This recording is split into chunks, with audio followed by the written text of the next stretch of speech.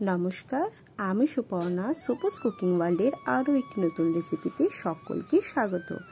আজ আমি তোমাদের সাথে শেয়ার করে নেব লোটে মাছের একটা দুর্দান্ত সাথে রেসিপি, যেটা কিন্তু ঘরোয়া কিছু উপকরণ দিয়ে খুব সহজেই তোমরা বাড়িতে বানিয়ে নিতে পারবে। আজকে আমি তোমাদেরকে বানিয়ে দেখাবো লোটে মাছের ব্যাটার ফ্রাই রেসিপি। আশা করি ভিডিওটি তোমাদের ভালো লাগবে। ভিডিওটি সম্পূর্ণ দেখার অনুরোধ রইল। এই ব্যাটার ফ্রাই রেসিপিটা করার জন্য প্রথমেই আমি নিয়েছিলাম কিছু লোটে মাছ, যেগুলোকে আমি পরিষ্কার করে কেটে ধুয়ে নিয়েছিলাম।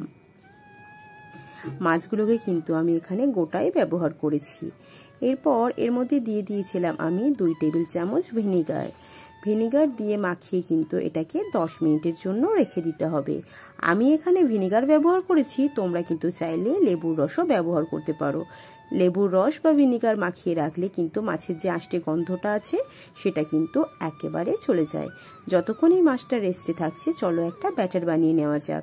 এর জন্য একটা মিক্সিং বোলের মধ্যে আমি নিয়েছিলাম 5 বড় চামচ উঁচু উঁচু করে বেসন। এরপর এর মধ্যে দিয়ে দিয়েছিলাম আমি 2 বড় চামচ কর্নফ্লাওয়ার এবং 1 বড় চামচ চালের গুঁড়ো। চালের গুঁড়োটা এখানে দিলে কিন্তু বড়াটা খুব মুচমুচে হবে। এরপর এর মধ্যে দিয়ে দিয়েছিলাম হাফ চা চামচের মতো লাল লঙ্কার গুঁড়ো, স্বাদ অনুযায়ী লবণ, 2টো গ্রেট করে রাখা কাঁচা লঙ্কা এবং একটা মিডিয়াম সাইজের পেঁয়াজ বাটা, আর দিয়ে দিয়েছিলাম 1 টেবিল চামচের মতো আদা রসুনের পেস্ট। আর এর মধ্যে দিয়ে দিতে হবে কিছুটা পরিমাণ গরম মশলার গুঁড়ো আর সামান্য একটু হলুদের গুঁড়ো। এরপর কিন্তু অল্প অল্প করে জল দিয়ে এখানে একটা ব্যাটার তৈরি করে নিতে হবে। তবে খেয়াল রাখতে হবে ব্যাটারটা যেন একটা মিডিয়াম ঘনত্বের হয়, খুব পাতলা ব্যাটার কিন্তু এখানে তৈরি করা যাবে না।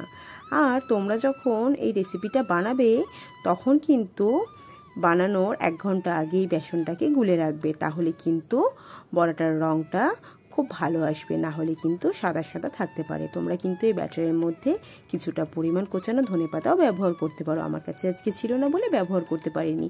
এদিকে দেখো 10 মিনিট পর মাছের ভিনিগারটা কিন্তু আমি ফেলে দিয়েছি। এখন এর মধ্যে দিয়ে দিলাম লাল লঙ্কার গুঁড়ো, হলুদের গুঁড়ো, স্বাদ অনুযায়ী লবণ এবং দিয়ে দিয়েছিলাম 1 চা চামচ আদা রসুন বাটা, আর দিয়ে দিয়েছিলাম 2টো গ্রেট করা কাঁচা লঙ্কা আর একটা মিডিয়াম সাইজের পেঁয়াজ বাটা।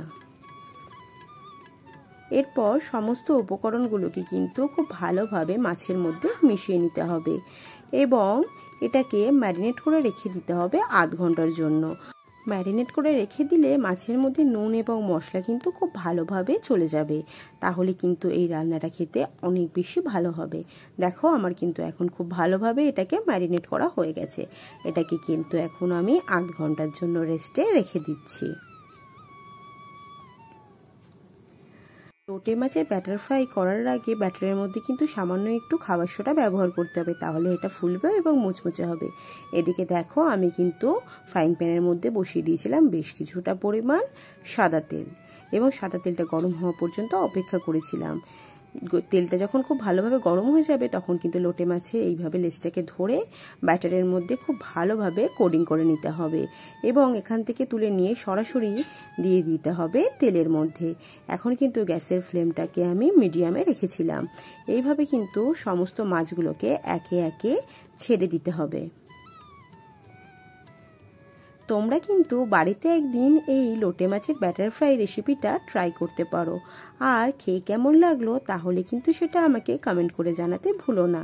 তোমাদের কমেন্ট পেলে কিন্তু আমার রান্না করার উৎসাহটা আরও অনেক বেড়ে যায়। দেখো এইভাবে সমস্ত মাছগুলোকে ছেড়ে কিন্তু উপর থেকে এইভাবে অল্প অল্প করে তুলে দিতে হবে, তাহলে কিন্তু মাছের উপর দিকটাও আস্তে আস্তে করে শক্ত হয়ে যাবে এবং মাছটা উল্টে দেওয়ার সময় একটুও ভেঙে যাওয়ার ভয় থাকবে না। যখন দেখবে এক পাশটা খুব ভালোভাবে ভাজা হয়ে গেছে তখন কিন্তু খুব হালকা হাতে মাছগুলোকে আস্তে আস্তে করে উল্টে দিতে হবে। এইভাবে কিন্তু উল্টে পাল্টে বেশ লাল লাল করে ভেজে নিতে হবে। যখন দেখবে দুপাশটা খুব ভালোভাবে ভাজা হয়ে গেছে তখন কিন্তু তেল থেকে তুলে নিতে হবে। দেখো এখন কিন্তু আমার মাছগুলোকে খুব ভালোভাবে ভাজা হয়ে গেছে। এখন এগুলোকে তেল থেকে তুলে নিচ্ছি। সমস্ত মাছগুলোকে তেল থেকে তুলে নেওয়ার পর কিন্তু আমি ঠিক একইভাবে বাকি যে মাছগুলো আছে সেই মাছগুলোকেও এপাশ ওপাশ উল্টে পাল্টে মুচমুচে লাল করে ভেজে নেব। তৈরি হয়ে গেল আমাদের মুচমুচে লোটে মাছে ব্যাটার ফ্রাই। ভিডিওটা সম্পূর্ণ দেখার জন্য সকলকে ধন্যবাদ। এই ছিল আজকে আমার রেসিপি। ভিডিওটি যদি তোমাদের ভালো লেগে থাকে তাহলে অবশ্যই লাইক, কমেন্ট এবং শেয়ার করে দিও। যারা আমার চ্যানেলে নতুন তারা আমার চ্যানেলটিকে সাবস্ক্রাইব করে দিয়ে আমার পাশে থেকো। খুব তাড়াতাড়ি তোমাদের সাথে দেখা হবে আমার পরবর্তী ভিডিওতে। ততক্ষণে সকলে ভালো থেকো, সুস্থ থেকো। আজকের ভিডিওটা এখানেই শেষ করলাম।